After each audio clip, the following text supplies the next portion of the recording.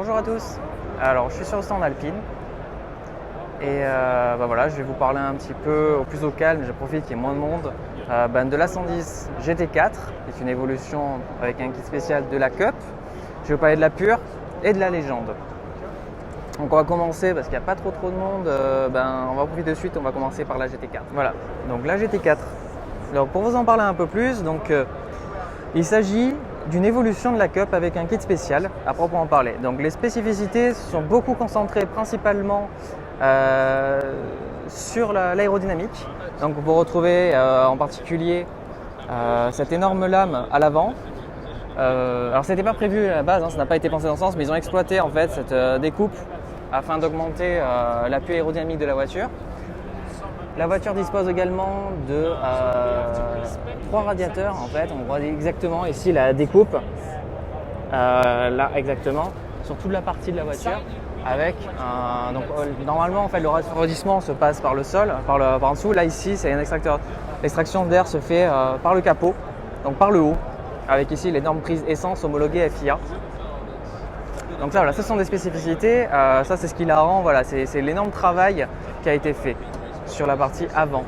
Le reste de la voiture a été évolué, donc bon, on retrouve toujours les mêmes couleurs.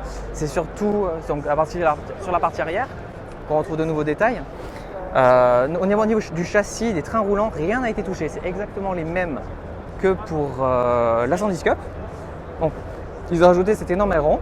Et petite spécificité, c'est qu'afin de rendre le système le plus pratique possible, pas de système de réglage comme vous pouvez le voir sur l'aileron. En fait, c'est cette pièce qu'on change qui fait varier l'inclinaison de l'aileron. Pour le moteur, vous pouvez le voir ici, il y a 2 échangeurs à air comparé à la 110 Cup qui n'en a qu'un seul. Ce qui fait que la puissance estimée est autour de 330 chevaux. Mais voilà, elle a un rapport poids-puissance de 3,2 et il faut savoir que le GT4 est une compétition qui implique une balance de performance. Donc en fait, c'est pas une question, c'est pas parce qu'elle a moins de puissance qu'elle sera forcément en défaveur. Voilà, actuellement elle pèse 1120 kg, mais il faut savoir en fait qu'elle a été lestée de 80 kg. C'est énorme en fait, la voiture est extrêmement légère. Elle a été lestée par rapport à la concurrence et donc elle a été plus ou moins testée sur le Castellet et les premiers chiffres la donneraient plutôt devant une Cayman, dans la même catégorie GT4 avec la balance de performance. Après, comme il s'agit, la balance va évoluer en fait, c'est le principe de GT4, c'est que la balance va évoluer au fil du temps de la compétition. Donc voilà, ça c'est une spécificité. À l'intérieur, aucune évolution particulière.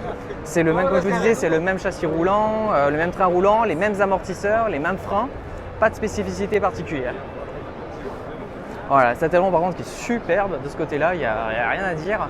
Moi j'aime beaucoup. Et voilà, donc vraiment ça va plutôt bien. Et ce qui est bien même pour les pilotes qui auront investi dans la 110 Cup, c'est qu'ils pourront s'engager moyennant l'achat d'un kit et qui relève, donc ce qui fait que la voiture reviendrait à 160 000 €. Là où le prix ticket d'entrée de la 110 Cup est à 110 000 €. Ici donc on est à 160 000 € pour acheter un kit.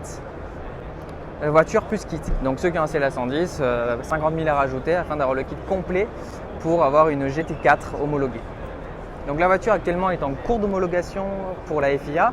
C'est pour ça que Alpine ne précise pas exactement des chiffres. Donc voilà, la puissance est estimée autour de 330 chevaux et le rapport puissance est entre 3,2 et 3,3.